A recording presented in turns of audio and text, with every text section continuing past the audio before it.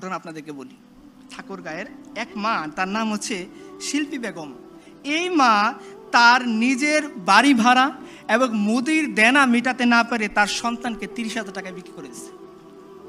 আরও দেখেন, হাফিজুল ইসলাম এক অথর্ব বাবা, যে শুধুমাত্র এই জন্যে তার সন্তানকে 6,000 টাকার বিনিময়ে বিক্রি করে দিছে, কারণ সন্তান নিয়ে তার মা যখন গার্মেন্টসে যায় তাকে অ্যাকসেপ্ট করে না। সন্তান সহ গার্মেন্টসের চাকরি সে ঠিকভাবে করতে পারে না, এই জন্যে সে আর তার স্বামী মিলে মাত্র 6,000 টাকায় সন্তান বিক্রি হচ্ছে। কিসের জন্যে? নিজের দারিদ্রতা নির্মূল করার জন্যে। বানিয়াচং উপজেলার একটা কাহিনী শোনেন। রহিমউদ্দিনের স্ত্রী আকরিমা বেগম, তিনি মাত্র 6,000 টাকার বিনিময়ে নবজাতক বিক্রি করে দিয়েছে। কেন বিক্রি করেছে জানেন? এই তার গরিব স্বামী তাকে নিয়ে বানিয়াচং হাসপাতালে ভর্তি করাইছে। যে পরিমাণ টাকা আসছে এই গরিব মানুষের পক্ষে দেওয়া সম্ভব হয় নাই। তাকেও বলছে যে না, আমি তোমার বউকে রিলিজ দেবো না, টাকা আনো। এই গরিব মানুষ যাবে কোথায়? হয়তো সে যায়, আমাদের ইসলামিক খিলাফত হলে উমরের কাছে যাই বলতে পারতো, হে উমর, তুমি বসে আছো তখ্তের মধ্যে, আমি বসে আছি হসপিটালে, আমার টাকা দাও, আমি গিয়ে আমার ওয়াইফকে ছাড়িয়ে আনবো। তার তো এরকম সৌভাগ্য হয় নাই, কারণ সে জানে সে যদি রাষ্ট্রপতির সিরিয়াল দেয় কখনো রাষ্ট্রপতির দেখার তালিকায় তার নাম আসবে না। সে জানে সে যদি প্রধানমন্ত্রী সিরিয়াল দিতে যায় আজীবন পড়ে যাবে, তার ওয়াইফের দেহ মরে হাড্ডিসার হয়ে যাবে, কোনোদিন প্রধানমন্ত্রী মিট করার তালিকায় তার নাম আসবে না। সে জানে সে যদি ডিসির কাছেও দেখা করতে যায় তার স্ত্রী ওইখানে কাতরাতে কাতরাতে মরে যাবে, কিন্তু তাকে দেখার জন্য কোনো ডিসি, কোনো এসপি, কোনো মেম্বার তার ওইখানে যাবে না। সে বাধ্য হয়ে তার ওয়াইফকে ছাড়িয়ে আনার জন্য হাসপাতাল থেকে নিজের নবজাতককে 6,000 টাকায় বিক্রি করছে। এই আপনাদের সমাজ। আমি আপনাদেরকে আরেকটা সমাজের কথা শোনাই, যে সমাজের মধ্যে যে একবার উমর রাদিয়াল্লাহু আনহু রাতের অন্ধকারে, তার একটা স্বভাব ছিল, তিনি রাতের অন্ধকারে মানুষের কার কি প্রয়োজন এটা দেখার জন্য তিনি হেঁটে হেঁটে যাইতেন, মানুষের খোঁজখবর নিতেন। একবার তিনি গেছেন, গিয়ে দেখেন সমানে ধোঁয়া উঠতেছে। তো তিনি দাঁড়ায় দেখতেছেন, একটু পরে আবার ধোঁয়া উঠতেছে। লকডাউন সময় ধরে তিনি পর্যবেক্ষণ করলেন, আবার ধোঁয়া উঠতেছে। তো তিনি আস্তে আস্তে আস্তে আস্তে কাছে গেলেন, গিয়ে বললেন, দেখলেন যে একটা মহিলা তার সন্তানটা পাশে বসা, সে ডেচকির ভিতরে কি যেন জাল দিচ্ছে আর ধোঁয়া উঠতেছে। তো বলছে, মা আপনি কোত্থেকে আসছেন, কি করতে আসছেন? বলছে, দেখো খলিফা উমরের সাথে দেখা করতে আসছিলাম, এখন তো রাত হয়ে গেছে, তাবু খাটে সে কখন থেকে অপেক্ষা করতেছি, এই সন্তানটাকে চেষ্টা করতেছি একটু ঘুম পাড়াবো, কিন্তু আমার বুকে দুধ নাই, এই বাচ্চাটা ক্ষুধার যন্ত্রণায় কষ্ট পাচ্ছে। তো আমি একে সান্ত্বনা দেওয়ার জন্যে একটা হাঁড়ির মধ্যে কয়েকটা পাথর নিয়ে জাল দিচ্ছি আর বলতেছি, দেখো বাবা রান্না হচ্ছে, তুমি একটু অপেক্ষা করো, রান্না হচ্ছে, তুমি একটু অপেক্ষা করো। এই দৃশ্য দেখে আমিরুল মুমিনিন উমর রাদিয়াল্লাহু আনহু বাচ্চা শিশুর মতো কাঁদতেছেন।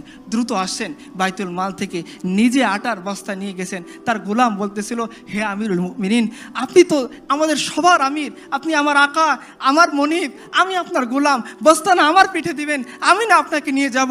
ওমর বলতেছেন, হে আমার গোলাম, যে বোঝা আল্লাহ আমাকে দিছেন সেই বোঝা কিয়ামতের দিন তুমি বইবা, বস্তা আমার কাঁধে তুলো। উমর রাদিয়াল্লাহু আনহু খলিফাতুল মুসলিমিন রাদিয়াল্লাহু আনহু, তিনি উটের ও আটার বস্তা পিঠে নিছেন, একটু তেল একটু ঘি হাতে নিছেন, কয়েক মাইল হেঁটে ওই নারীর কাছে গেছেন, গিয়ে তিনি নিজ হাতে আমিরুল মুমিনিন উমর ওই যে পাথরে দিয়ে গরম করা যে পানি, সেই পাথর সরিয়ে ওইখানে তিনি আটা দিছেন, আটা গুলছেন, নিজে রুটি বানাইছেন। এরপর বুড়িয়াকে বলছেন, মা তুমি শেখো।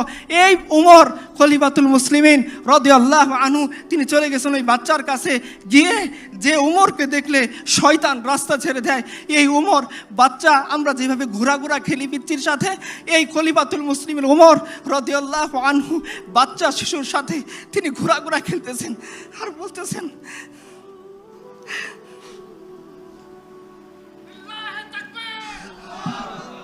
উমর বলতেছেন যে এতক্ষণ তুমি এই বাচ্চাকে কাঁদাইছো, এখন হাসাইতে হবে।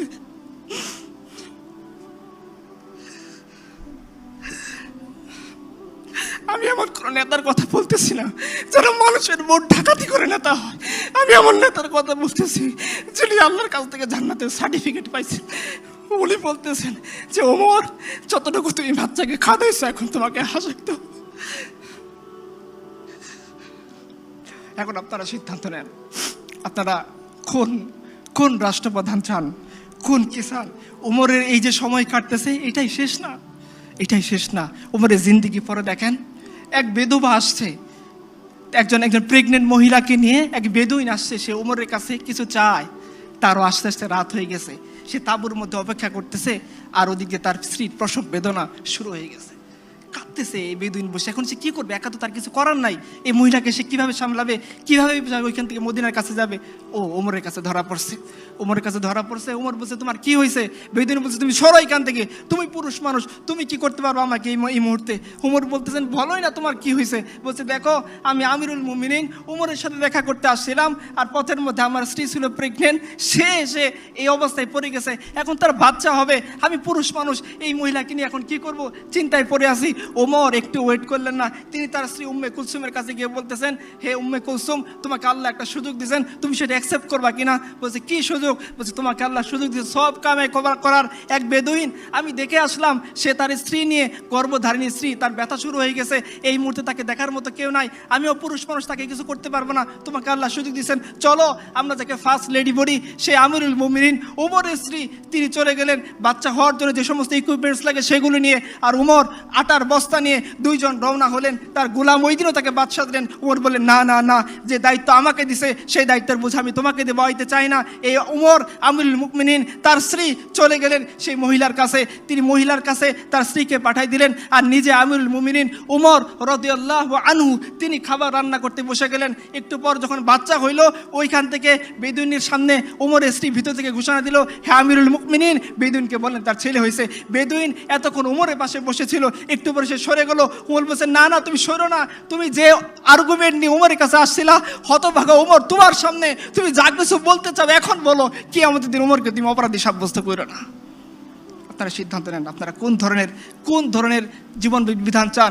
যে জীবন বিধান একজন শাসককে একজন শাসিতের পায়ের কাছে এনে দেয়, যে জীবন বিধান একজন শাসককে বিচারে কাঠগড়ায় দাঁড় করায় দেয়, যে জীবন বিধান একজন শাসককে উটের বস্তা আটার বস্তা কাঁধে করে জনগণের কাছে পৌঁছে দিতে বাধ্য করে, সেই জীবন ব্যবস্থা না ওই জীবন ব্যবস্থা যারা মানুষের ভোট ডাকাতি করে, যারা মানুষের টাকা ডাকাতি করে, যারা মানুষের অর্থ ছিনতাই করে, জীবন যৌবনকে বিপর্যস্ত করে, লাখ লাখ যুবককে বেকার করে, লাখ লাখ মানুষের স্বাধীনতা হরণ করে, যারা বিদেশে গিয়ে ফুর্তি করে, ফষ্টি নষ্ট করে, তাদের জীবন ব্যবস্থা আপনারা সিদ্ধান্ত নেন। এটা আপনাদের সিদ্ধান্ত, আমি কিছুই বলবো না।